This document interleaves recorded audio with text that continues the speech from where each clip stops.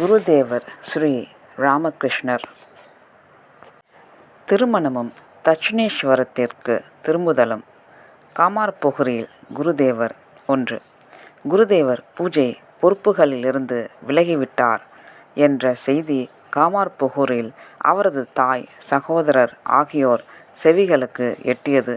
அது அவர்களை ஆழ்ந்த கவலைக்கு உள்ளாக்கியது. ராம்குமார் காலமாகி 2 ஆண்டுகள் கூட முடியவில்லை. அதற்குள் இளைய மகனுக்கும் மூளைக் கோளாறு என்ற செய்தி கேட்டு சந்திரமணி தேவியும் ராமேஸ்வரரும் மிகுந்த அதிர்ச்சியும் கவலையும் கொண்டனர். துரதிர்ஷ்டத்தால் வரும் துன்பங்கள் ஒருபோதும் தனியாக வருவதில்லை. அவை பல்வேறு திசைகளிலிருந்து பற்பல உருவங்களில் வந்து கவிந்து வாழ்க்கையையே இருள்மயமாக்கிவிடும். சந்திரமணியின் வாழ்க்கையும் இப்போது இவ்வாறுதான் அமைத்துவிட்டது. அவளுக்கு மிகவும் காலந்தாழ்த்திய பிறந்த பிள்ளை குருதேவர். அதனால் அவர் மீது அவள் அளவு கடந்த அன்பு கொண்டிருந்தது இயல்பே. ஆகவே சந்திரமணி அவரை உடனடியாக காமார்புகூருக்கு அழைத்து வந்தாள். அவரது உதாசீனம், படபடப்பு, அம்மா அம்மா என்ற கதறல் எல்லாம் அவளை மிகவும் வேதனையுறச் செய்தன. அவரை குணப்படுத்த பல வகை மருத்துவ முயற்சிகளுடன் சாந்தி ஸ்வந்தியனம் போன்ற சடங்குகளையும் செய்தாள். அது 1858ஆம் ஆண்டின் கடைசி பகுதியாக இருக்கலாம். 2. அவரை பேய் பிடித்துள்ளது என்று பலரும் கருதுதல். குருதேவர் வீட்டிற்கு வந்தபின் பொதுவாக முன்பு போல் இயல்பான வாழ்க்கை வாழ்ந்தாலும் சில வேளைகளில் அவர் அம்மா அம்மா என்று மன ஏக்கத்துடன் அழுவதும், பரவச பெருக்கினால் வெளி உணர்வை இழப்பதும் தொடரவே செய்தது. ஒரு கணம் சாதாரணமாக இருப்பார், மறுகணம் எல்லாம் தலைகீழாகிவிடும். ஒரு புறம் உண்மை, எளிமை, தெய்வபக்தி, தாயன்பு, நண்பர்களிடம் பிரியம் ஆகியவற்றில் ஈடுபாடு இருந்தது போல், மறுபுறம் உலகியல் விஷயங்களில் உதாசீனம், பிறரால் புரிந்து கொள்ள முடியாத ஏதோ ஒரு குறிக்கோளை அடைய வேண்டும் என்ற ஏக்கம், நாணமோ அச்சமோ வெறுப்போ அற்ற மனதுடன் அந்த குறிக்கோளை அடைவதற்கான விடாமுயற்சி, இவையும் எப்போதும் அவரிடம் காணப்பட்டன. அவரிடம் ஏதோ தேவதையின் ஆவேசம் ஏற்பட்டிருக்கிறது என்ற எண்ணத்தை இது மக்கள் மனதில் ஏற்படுத்தியது. 3. மந்திரவாதியை வரவழைத்தல். கள்ளங்கபடமற்ற சந்திரமணி தேவியின் மனதில் ஆரம்பத்திலேயே இந்த எண்ணம் அவ்வப்போது தோன்றியதுண்டு.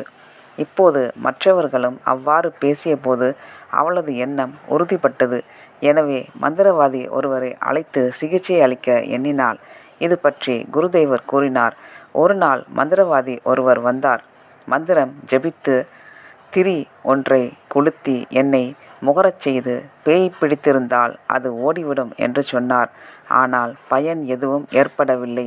அதன் பின் ஒரு நாள் இரவு கைதேர்ந்த மந்திரவாதியின் பூஜை முதலின செய்து சண்டனை அழைத்தனர்.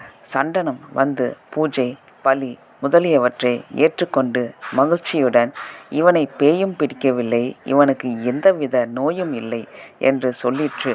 பின்னர் எல்லார் முன்னிலையிலும், அது என்னிடம் கதாய், நீ ஒரு சாதுவாக விரும்புகிறாய், அதிகம் பாக்கு போடாதே, பாக்கு அதிகம் தின்றால் காமம் அதிகரிக்கும் என்று சொல்லிற்று. உண்மையிலேயே பாக்கு என்றால் எனக்கு மிகவும் பிடிக்கும். அடிக்கடி பாக்கு போடுவேன். அன்று முதல் சண்டனின் சொற்படி நான் பாக்கு போடுவதை நிறுத்திவிட்டேன். 4. குருதேவர் அடிக்கடி தன்னிலை இழப்பது பற்றி அவரது உறவினர்கள் கருத்து. அப்போது குருதேவருக்கு 23 வயது நிறைவு பெறும் காலம். காமார்புகூரில் சில மாதங்கள் தங்கியதில் அவர் ஏறக்குறைய பழைய நிலைக்கு வந்துவிட்டார். அன்னை காளியின் அற்புதமான காட்சியை பலமுறை பெற்றதால்தான் அவர் இப்போது சஞ்சலமின்றி சாந்தமாக காணப்பட்டிருக்க வேண்டும். இந்த நாட்களில் நடைபெற்ற நிகழ்ச்சிகள் குறித்து அவரது உறவினர்களிடமிருந்து அறிந்ததிலிருந்துதான் நாங்கள் இந்த முடிவுக்கு வந்தோம். அதை இப்போது கூறுகிறோம். அந்த நாட்களில் குருதேவர் பகலிலும் இரவிலும் அதிக நேரம் காமார்புகூருக்கு மேற்கிலும் வடகிழக்கிலும் இருந்த பூதிர்கால், பூதிமொரால் என்ற மயானங்களில் தன்னந்தனியாக கழித்தார். இச்சமயம் அவரிடம் இதுவரை கண்டிராத அபூர்வமான சக்தி இருப்பதை உறவினர்கள் அறிந்தனர். மயானங்களில் வாழும் நரிகளுக்கும் உறையும் உபதேவதைகளுக்கும் அவர் அவ்வப்போது பலி கொடுப்பதுண்டு. புதிய பானை ஒன்றில் இனிப்பு பண்டங்களை எடுத்து கொண்டு அவர் அந்த மயானங்களுக்குச் செல்வார். உடனே நரிகள் கூட்டங்கூட்டமாக நாலா பக்கங்களிலிருந்தும் வந்து அவற்றை உண்ணும். உபதேவதைகளுக்கு உணவு பண்டங்களை படைக்கும்போது அந்த பண்டங்கள் வைத்திருக்கின்ற பானையும் அப்படியே காற்றில் மிதந்து ஆகாயத்தில் மறைந்து விடுமாம். அவர் அடிக்கடி இந்த உபதேவதைகளை கண்டது உண்டு. சில நாட்களில் குருதேவர் நள்ளிரவுக்கு பின்னும் வீடு திரும்பாதிருப்பார். அப்போது ராமேஸ்வரர் மயானத்திற்குச் சென்று கூப்பிடுவார். உடனே குருதேவர், இதோ வந்துவிட்டேன் அண்ணா, நீ இன்னும் முன்னால் வந்துவிடாதே, உபதேவதைகள் உனக்கு துன்பம் விளைவிக்க கூடும் என்று உரக்க கூவி எச்சரிப்பார். இந்த நாட்களில் அவர் பூதிர்கால் அருகிலுள்ள மயானத்தில் தம் கைகளால் ஒரு வில்வச் செடியை நட்டார். அந்த மயானத்தின் நடுவில் நின்ற அரச மரத்தின் கீழ் நீண்ட நேரம் அமர்ந்து ஜெப தியானங்களில் ஈடுபடுவதும் உண்டு. அவருக்கு கிடைத்த சில மேலான இறை காட்சிகளினாலும் அனுபவங்களினாலும் அன்னையின் காட்சிக்காக முன்பு அவர் ஏங்கி தவித்த நிலை இப்போது நீங்கிற்று. வாளும் மனித தலையும் ஏந்தி நிற்பவளும் வர அபய முத்திரைகளை தாங்கியவளும் சாதகர்களுக்கு அருள் பாலிப்பவளும் சின்மயுமான உலக அன்னையை இப்போது அவர் எந்நேரமும் கண்டார் என்பதை இந்த காலகட்டத்தில் அவரது வாழ்க்கையை கவனிக்கும்போது அறிய முடிகிறது. அவரது கேள்விகளுக்கும் அன்னை காளி உடனுக்குடன் பதில் தந்தால் அதற்கேற்ப தமது வாழ்க்கையை அமைத்து கொண்டார். அவர் இனி இடையீடின்றி அன்னையின் தொடர்ந்த காட்சி தமக்கு கிடைக்கும் என்ற உறுதி இப்போதிலிருந்து அவரிடம் நிலை பெற்றது என்று தோன்றுகிறது. 5. அவரிடம் தோன்றிய யோக சக்தி. எதிர்காலமறியும் ஆற்றல் இக்காலத்தில் குருதேவரின் வாழ்க்கையில் வெளிப்படுவதை காண முடிகிறது. ஹிருதயம் காமார்புகூரையும் ஜெயராம் பாடியையும் சேர்ந்த பலரும் இதனை உறுதிப்படுத்தினர். குருதேவரும் அவ்வப்போது இது பற்றி சூசகமாக கூறியதும் உண்டு. 6. அவருக்கு திருமணம் செய்து வைக்க உறவினர்கள் முடிவு செய்தல். குருதேவரின் சற்றே அமைதியான போக்கும் செயல்களும் சந்திராவுக்கு பிறருக்கும் சிறிது நம்பிக்கையை ஊட்டியது. தெய்வாதீனமாக அவரது பைத்தியம் தெளிந்து விட்டது என்று அவர்கள் ஆறுதல் அடைந்தனர். அவர் முன்பு போல் இப்போது ஏங்கி அழுவதில்லை. வேளா வேலைக்கு உணவு உட்கொள்கிறார். எல்லா செயல்களிலும் சாதாரண மக்களைப் போல் நடந்து கொள்கிறார். இவை அனைத்தும் அவர்களுக்கு பெரிதும் நிம்மதியை அளித்தது. எப்போதும் இறை வழிபாட்டில் ஈடுபடுவது, மயானத்தில் அலைந்து திரிவது, சில வேளைகளில் உடைகளின்றி பூஜை தியானங்களில் ஈடுபடுவது, யாருடைய குறுக்கீடுகளையும் பொருட்படுத்தாது போன்ற சில செயல்கள் அசாதாரணமானவையாக இருந்தாலும் பொதுவாக அவர் சிறு வயதிலிருந்தே இவ்வாறு தான் நடந்து கொள்வார் என்ற காரணத்தால் இவற்றை யாரும் பெரிதுபடுத்தவில்லை. எனினும் உலகியல் விஷயங்களில் சிறிதும் ஈடுபாடின்றி அவர் முற்றிலுமாக ஒதுங்கியிருப்பதும் எப்போதும் சிந்தனையில் ஆழ்ந்திருப்பதும் அவரது தாயையும் உறவினர்களையும் கவலையுறச் செய்தன.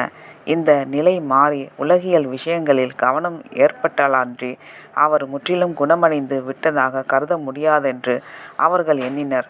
எப்போது வேண்டுமானாலும் அவர் மீண்டும் பாதிக்கப்படலாம். அவரை உலகியலுக்கு திருப்ப ஒரே வழி திருமணம் தான் என்று அவரது தாயும் தமையனும் முடிவு செய்தனர். பண்புள்ள நல்ல மனைவியின் மீது அன்பு உண்டாகுமானால் அவரது மனம் வேறு எதனையும் நாடாமல் உலகியல் வாழ்க்கையில் ஆழ்ந்து ஈடுபடும் என்பது அவர்களின் எண்ணமாக இருந்தது. 7. திருமணத்திற்கு குருதேவர் இசிய காரணம். திருமணத்தை பற்றி குருதேவர் அறிந்தால் மறுப்பு தெரிவிக்க கூடும் என்று சந்திராவும் ராமேஸ்வரரும் மணப்பெண் தேடும் முயற்சியில் இரகசியமாக ஈடுபட்டனர். குருதேவர் இதனை எப்படியோ அறிந்து கொண்டார். அதிசயமாக அவர் அதற்கு எந்தவித மறுப்பும் தெரிவிக்கவில்லை. வீட்டில் விழாவோ விசேஷமோ நடந்தால் குழந்தைகள் எப்படி குதூகலிக்குமோ அவ்வாறே திருமணம் பற்றி கேள்விப்பட்ட குருதேவரும் மகிழ்ந்தார். இந்த குதூகலம் அன்னை பராசக்தியின் திருவுள்ளத்தை அறிந்து கொண்டதாலா, எதிர்காலத்தை பற்றிய எண்ணமோ சிந்தனையோ அற்ற சிறு பிள்ளைத்தனத்தாலா? இவற்றிற்கான பதிலை வேறொரு இடத்தில் 2 தெளிவாக விளக்கியுள்ளோம். 8. மணமகளை குருதேவர் தேர்ந்தெடுத்தல். மணப்பெண் தேடி பல கிராமங்களில் பலர் அலைந்தனர். தகுந்த மணப்பெண் எங்கேயும் கிடைக்கவில்லை. கிடைத்த ஒரு சில இடங்களில் பெண்ணின் பெற்றோர் அதிக வரதட்சணை கேட்டனர். 3. அவ்வளவு பெரிய தொகை கொடுத்து பெண் எடுக்க ராமேஸ்வரருக்கு வசதி இல்லை. பல இடங்களில் தேடியும் பொருத்தமான பெண் கிடைக்காததால் சந்திரமணியும் ராமேஸ்வரரும் கவலையால் சோர்ந்தனர். ஒரு நாள் குருதேவர் பரவச நிலையில் மணப்பெண்ணுக்காக அங்கும் இங்கும் தேடி அலைவதில் பயனில்லை. ஜெயராம்பாடியில் ஸ்ரீராமச்சந்திரர் முகோபாத்தியாயரின் வீட்டில் எனக்காக ஒருத்தி வைக்கோல் சுற்றி காக்கப்பட்டு வருகிறாள் என்று சொன்னார். 9. திருமணம். குருதேவர் கூறியதில் தாய்க்கும் தமையனுக்கும் அவ்வளவு நம்பிக்கை இல்லை. எனினும் ஜெயராம்பாடிக்கு ஒருவரை அனுப்பி விசாரிக்க செய்தனர். எல்லாம் பரவாயில்லை. ஆனால் பெண் மிகவும் சிறியவள், 5 வயதுதான். எனினும் இந்த பெண்ணை சந்திரா ஏற்றுக்கொண்டு உடனே மகனுக்கு மணமுடிக்க இசைந்தாள். ஓரிரு நாட்களுக்குள் பேச்சுவார்த்தைகள் முடிந்தன. ஒரு நல்ல நாளில் சுபமுகூர்த்த வேளையில் காமார்புகூருக்கு மேற்கே 4 மைல் தொலைவில் இருந்த ஜெயராம்பாடிக்கு ராமேஸ்வரர் கதாதரரை அழைத்து சென்று ராமச்சந்திரரின் ஒரே மகளை திருமணம் செய்து வைத்துவிட்டு திரும்பினார். வரதட்சணையாக 300 ரூபாய் பெண் வீட்டாருக்கு கொடுக்கப்பட்டது. இது நிகழ்ந்தது 1859 மே மாதத்தில் ஆகும். அப்போது குருதேவருக்கு வயது 24. 10. திருமணத்திற்கு பின் சந்திரமணியும் குருதேவரும் நடந்து கொண்ட விதம். குருதேவரின் திருமணத்திற்கு பின் சந்திரமணியின் கவலை பெரும் அளவிற்கு குறைந்தது. திருமண விஷயத்தில் மகன் தன் சொற்படி நடந்து கொண்டது இறைவனின் பேரருள்தான் என்று மனநிறைவு எய்தினாள் அவள். எதிலும் பற்றற்ற மகன் திருமணம் செய்து கொண்டான். கௌரவமான குடும்பத்தைச் சேர்ந்த பெண் மருமகளாக வாய்த்துள்ளாள். பண கஷ்டமும் சமாளிக்கப்பட்டு விட்டது. சுருக்கமாக சொன்னால் மகன் உலகியல் வாழ்க்கையில் அடியெடுத்து வைத்துவிட்டான். இறையருள் அன்றி வேறு எதனால் இத்தனையும் சாதிக்க முடியும்? இதனை எண்ணி எண்ணி மகிழ்ந்தாள் சந்திரா. ஆனால் இந்த மகிழ்ச்சி நீடிக்கவில்லை. மணமகளின் தந்தையை மகிழ்விக்கவும் ஆடம்பரத்திற்காகவும் பல நகைகளை இரவல் வாங்கி மணமகளை அலங்கரித்திருந்தனர். புதிய மருமகளை சொந்த மகளாகவே பாவித்தாள் சந்திரா.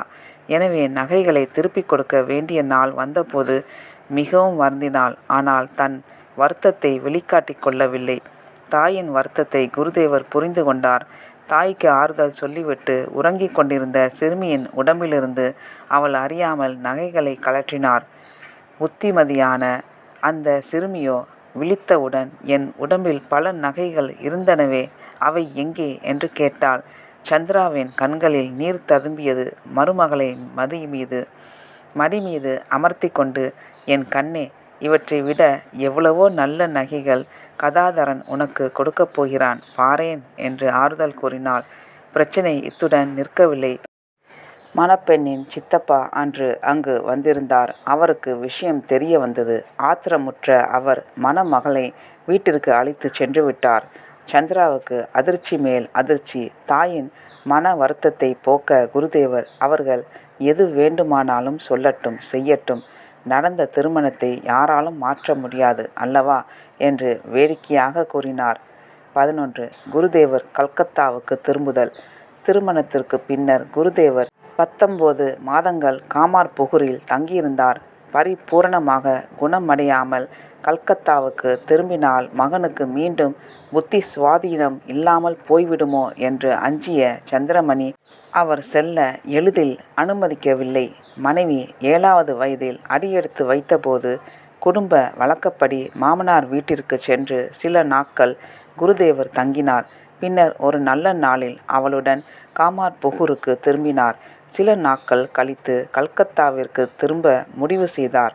சகோதரனும் தாயும் மேலும் சில நாட்கள் அங்கேயே தங்கும்படி வற்புறுத்தினர். குடும்பத்தின் வறுமை சூழ்நிலையை உணர்ந்திருந்த குருதேவரின் கனிந்த மனம் மேலும் அவர்களுக்கு சுமையாக இருக்க விரும்பவில்லை.